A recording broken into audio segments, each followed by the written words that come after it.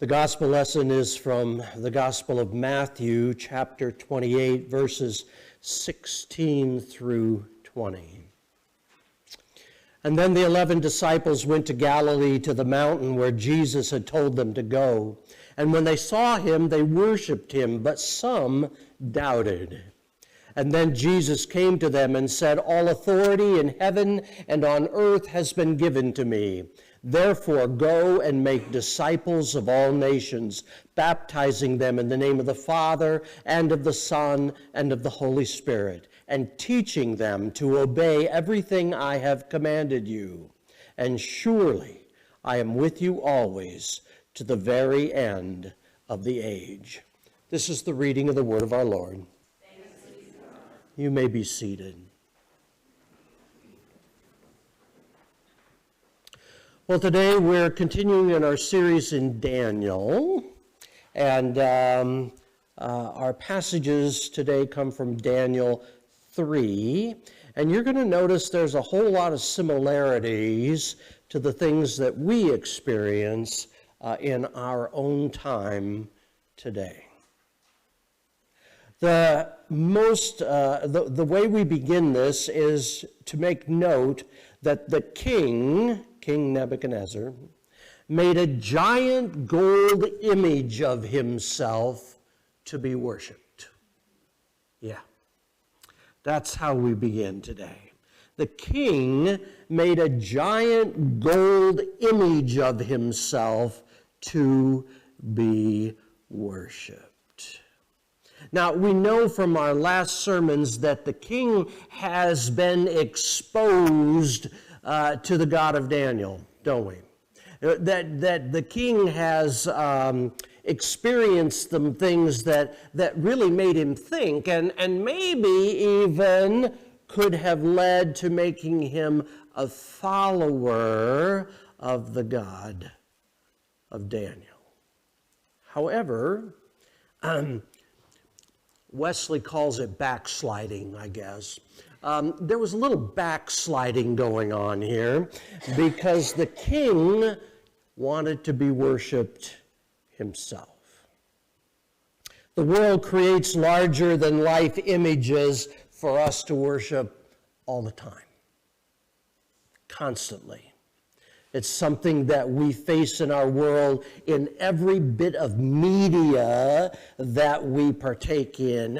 When we go somewhere, when we see a show, we are exposed to things like physical beauty, sports figures, wealthy people, successful people, pleasures for ourselves, and fame and power. And all of these are set up to be larger than life images that we worship.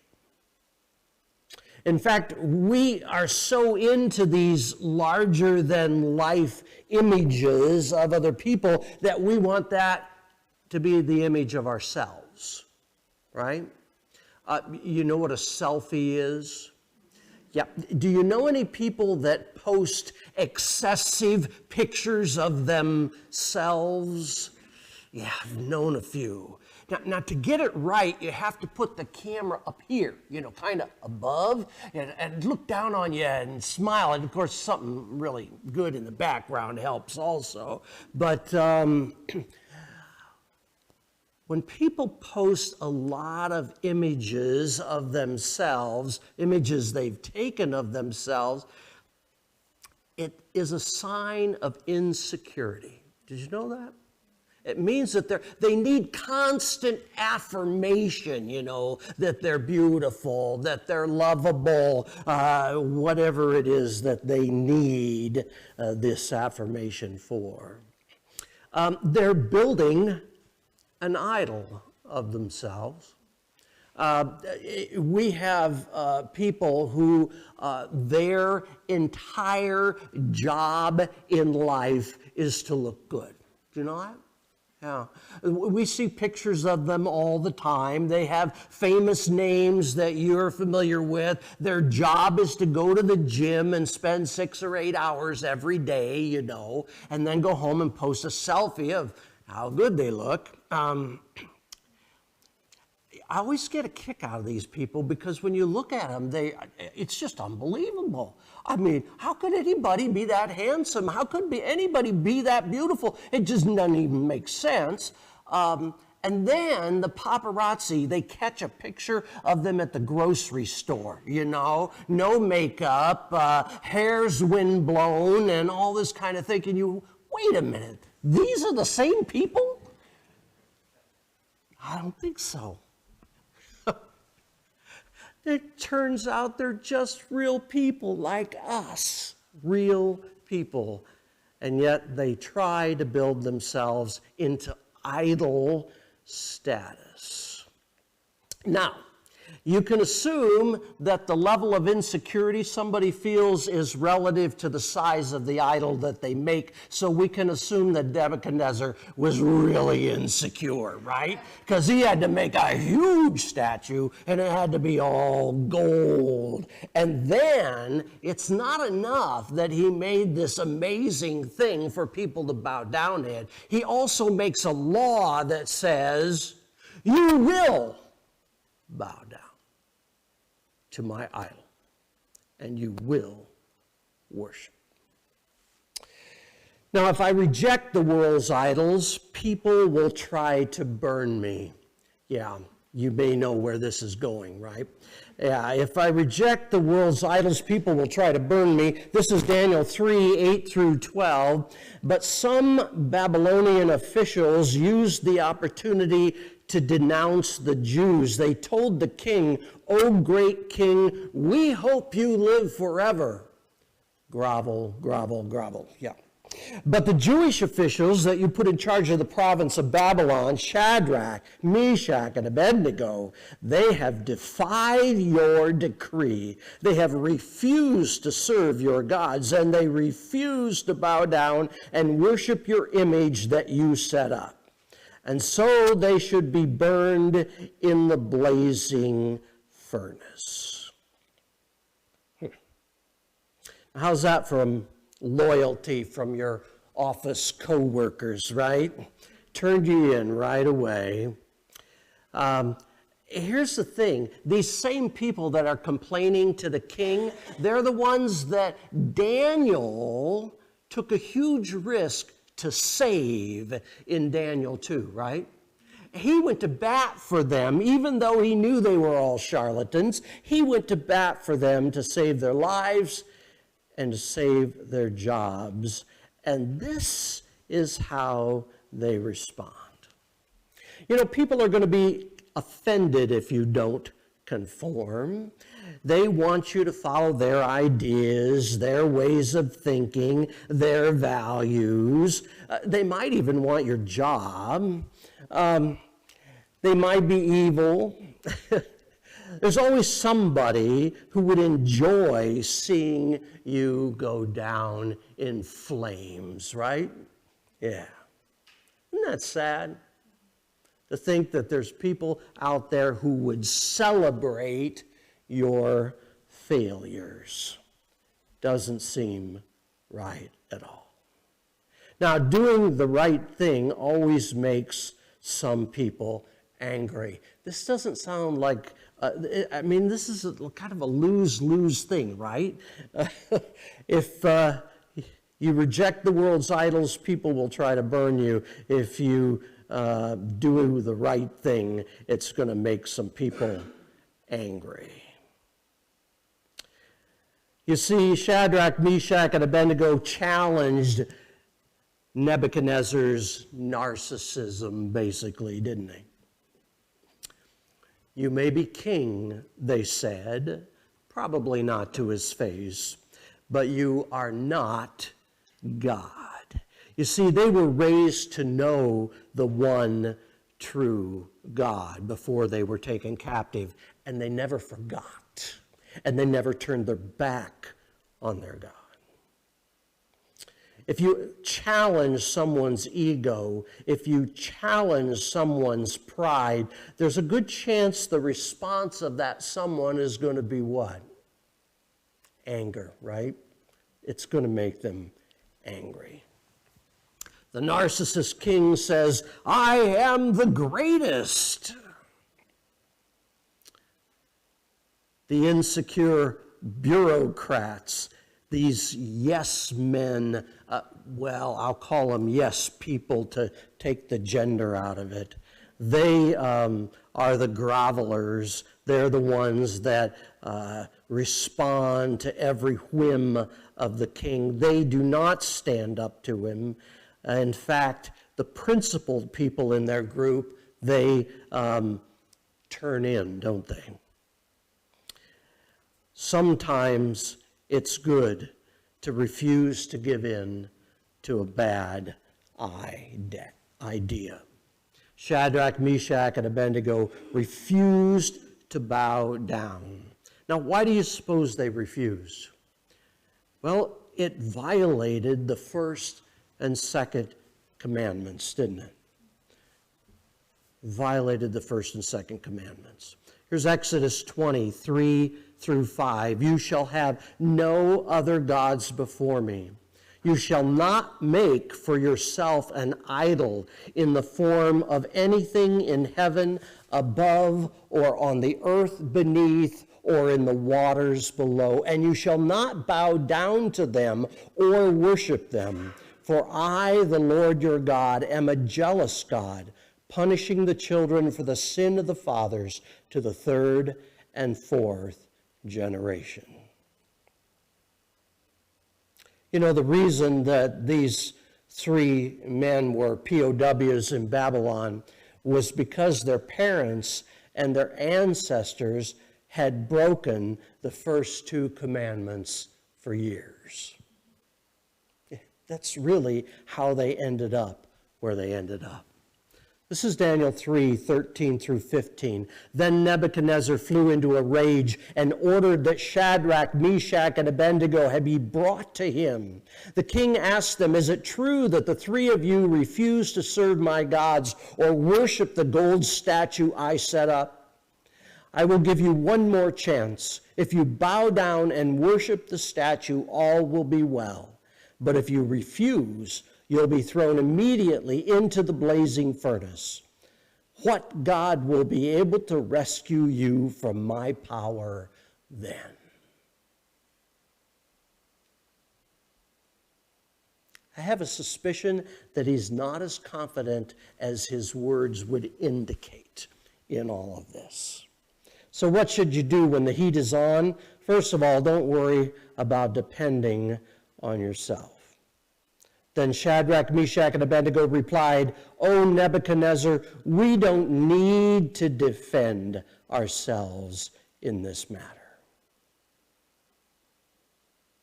When you're doing the right thing, defending yourself, well, it's probably not the best thing.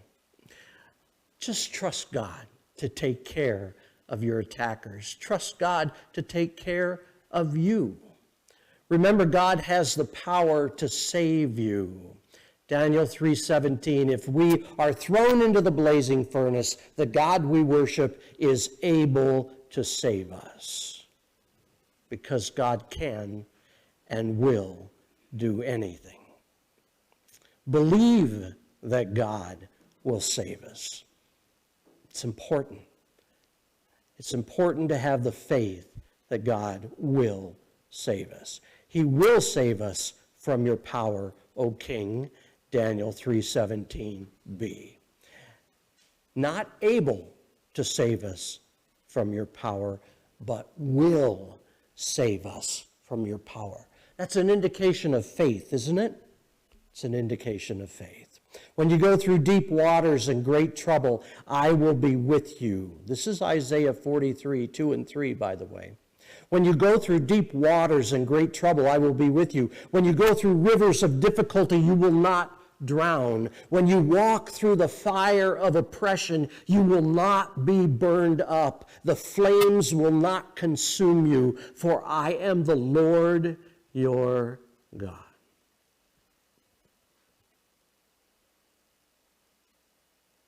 We're supposed to announce our loyalty to God in every circumstances, no matter what the consequences might be.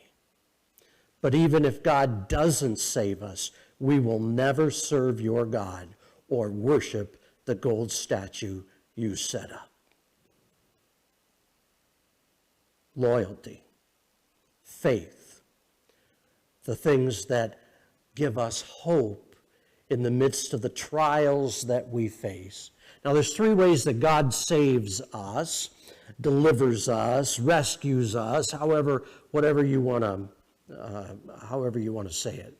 And the first one is sometimes God saves us from the crisis. We've all heard about the person who was running late and missed their flight, and that flight crashed, right?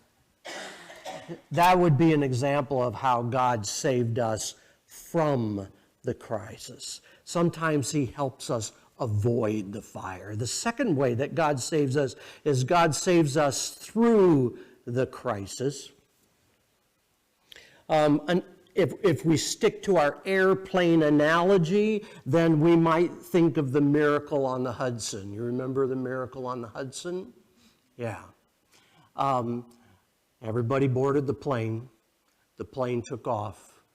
And in spite of the terrible thing that happened, they all survived. That would be an example of how God saves us through the crisis. And there's a third one that's kind of interesting, how God saves us by the crisis. He uses the crisis itself to save us. And I was trying to think of an example of that, and the first thing that occurred to me was the thief hanging on the cross. Now, here's a man who hasn't done the things he's supposed to do. He's a sinner by anybody's definition, and yet somehow, in the midst of his crisis, he ends up hanging next to the Son of God. And Jesus says to him, "You will be in paradise with me today." An example of how God saves us by the crisis. Daniel 3:19, Nebuchadnezzar became so furious that his face distorted with rage, and he commanded that the furnace be heated 7 times hotter than usual. Fire kills, right? It burns us up. Doesn't really matter what the temperature is. If you're on fire, you're going to die. Yeah. 7 times hotter. I think that really indicates Nebuchadnezzar's own concern that maybe this wasn't going to work, you know? He was afraid the fire might not be enough. He was going to stack the deck in his odds as much as he could, just in case this God that they worship might actually save them. And so, Daniel 3:20-23, the king ordered some of his strongest soldiers to bind their hands and feet with ropes and throw them into the blazing furnace. And so they tied them up, threw them into the furnace fully clothed. But because the king in his anger had demanded such a hot fire, the flames leaped out and killed the soldiers as they threw the 3 men in. But securely tied up, they fell down into the blazing flames of the furnace. So, what happens when I trust God in the furnace? What happens? First of all, God will walk through the fire with me. Yeah. You heard me say in our gospel passage today, and surely,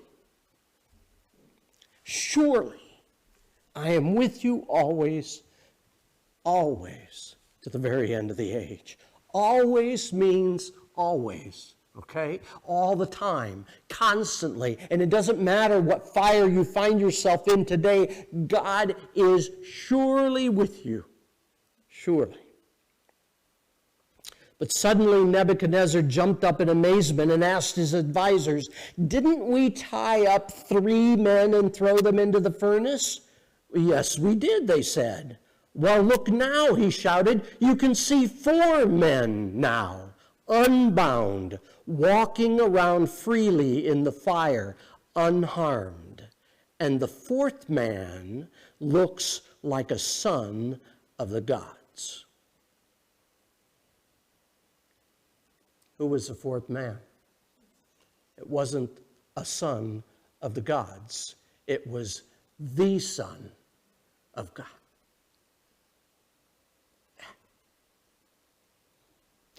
It was the Son of God. God will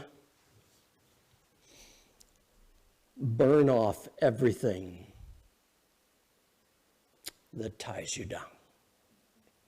God will burn off everything that ties you down. We know in the scriptures, in the New Testament, we hear about pruning, right? Hear about pruning. It's kind of a pruning. Isaiah 48:10 says, I have refined you, but not in the way silver is refined. Rather, I have refined you in the furnace of suffering. We know that a refining fire removes the impurities from metal, right? Makes it stronger, it makes it purer, and the refining fire also makes us stronger and makes us purer. It helps us to learn to be dependent on God.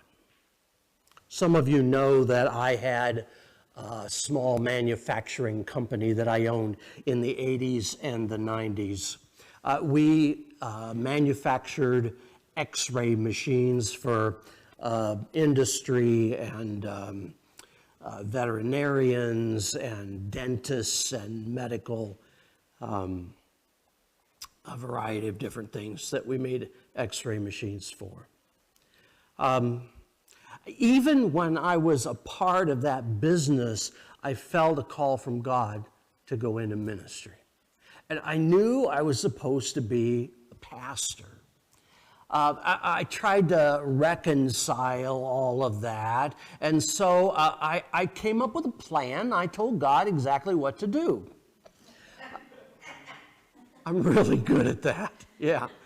I said, now, if you'll just find a buyer for my business, that'll set me up financially. I'll be able to go to seminary, and I'll be able to answer the call to ministry. I had it all worked out. Didn't end up happening quite that way. The third one here is what happens when I trust God in the furnace. God will give me a new freedom. God will give me a new freedom. Psalm 66:12, you let captors set foot on our neck. Then we went through fire and water, and you led us out to freedom. See, I figured that would make me free to go to seminary, and I could follow my calling that way. Well, it turns out there were some people involved in my business who decided that they wanted to own it. And basically, they took it away from me. That happened in June. I suddenly found myself without a business and without a job. Turns out that mid-August, seminary started, and I was seated in class. You see, God accomplished his goal, but not the way I thought. In fact, my going to seminary and then going on for a postgraduate degree, I actually had student loans that I paid off 3 months before I retired. Yeah, I paid on student loans for almost 30 years. And I had a better plan, honest. I did. But I was free to attend seminary. Now, here's the thing. Would I have been the same pastor if I had all the money that I needed? I don't know the answer to that. But I suspect God does. Maybe some humility was needed.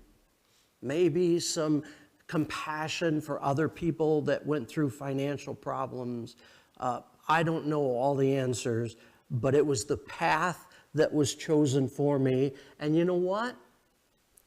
This is the next point. God makes sure that I come out unharmed. Yeah. I didn't have a single bruise on me when all of this was over. In fact, there was never even, my house was tied to the business. And so when I lost the business, I also lost my house.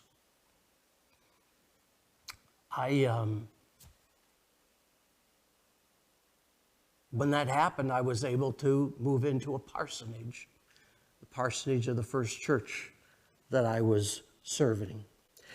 And here's the thing, not one negative thing went on my credit report. Not one. Not a single person put anything negative on my credit report. My credit report stayed stellar through that whole thing. What are the odds of that? God made sure that I came out of it unharmed. And then Nebuchadnezzar came as close as he could to the door of the flaming furnace, and he shouted, "Shadrach, Meshach, and Abednego, servants of the Most High God, come out at once." And so the three men stepped out of the fire. And then the princes, prefects, governors, and advisors crowded around them and saw that the fire had not touched them. Not a hair on their heads was singed, and their clothing was not scorched. They didn't even smell of smoke.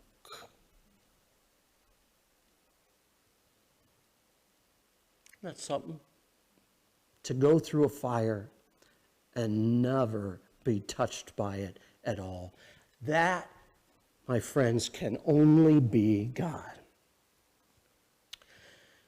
The fifth point here is that it'll bring people, new believers, to God. How could you stand there and watch a miracle like that and not believe? And then the king said, "Praise to the God of Shadrach, Meshach, and Abednego, who sent his angel to rescue his servants. They trusted in him. They defied my command and were willing to die rather than serve or worship any god except their own God." Did you know there are some trees that only sprout after exposure to intense heat? I don't know if you're aware of that. It's called the jack pine tree. The pine cones are really thick and they're really hard and they're glued shut with this strong resin. The resin is called, anybody know what I'm talking about? Uh-oh. I'm going to do my best to pronounce this word, but it's called It's called serotino. It's called serotino cones, which means late blooming or opening. Serotinous cones can hang on a pine tree for years without opening up to release its seeds. When a fire sweeps through a forest of jack pines, the heat from the fire melts the resin, opens the cones, and releases the seeds. Now, the most famous tree that is serotinous are the redwoods of Northern California and Southern Oregon. These giant sequoias. When I took Rhonda out to the West Coast to show her the West Coast, I made sure to drive her through one of the trees that had a hollow in it so you could drive your car through the base of the tree. They tower up to nearly 300 feet tall and 50 feet in diameter. The giant sequoia are the world's largest trees in total volume. Their cones can contain up to 200 seeds and may take just under 2 years for the seeds to mature. And once they mature, they will remain in the cone and await a forest fire. The heat from the fire causes the cones to open and release their seeds. It's always been clear to me that the fire I went through with my business was supposed to grow me, make me more prepared to serve in ministry. Daniel 3:29 and 30, therefore I make this decree, if anyone says anything against the God of Shadrach, Meshach, and Abednego, they will be put to death, and their houses will be destroyed. There is no other God who can save anyone like this. And then the king promoted Shadrach, Meshach, and Abednego to even higher positions in the province of Babylon. And our last point, God will reward my faith in heaven. He'll reward our faith in heaven. Each of us must be careful how we build our lives. This is 1 Corinthians 3:10 through 15. Each of us must be careful how we build our lives because Christ is the only solid foundation. Whatever we build on that foundation will be tested by fire. If what we build is left standing, we will be rewarded. But if what we've built is burned up by the fire, we will lose our reward. And yet we will be saved like someone escaping from the flames. We're all building a life. Many of us, a lot of our life is gone. The majority of our life is gone. But we have choices, and we still have choices. We get to choose our foundation. We get to choose our building materials, right? So the question is, what is your life built on? Is it built on faith? Is it built on Christ? Where are you feeling the heat today? Trust God to help you through the fire. God bless.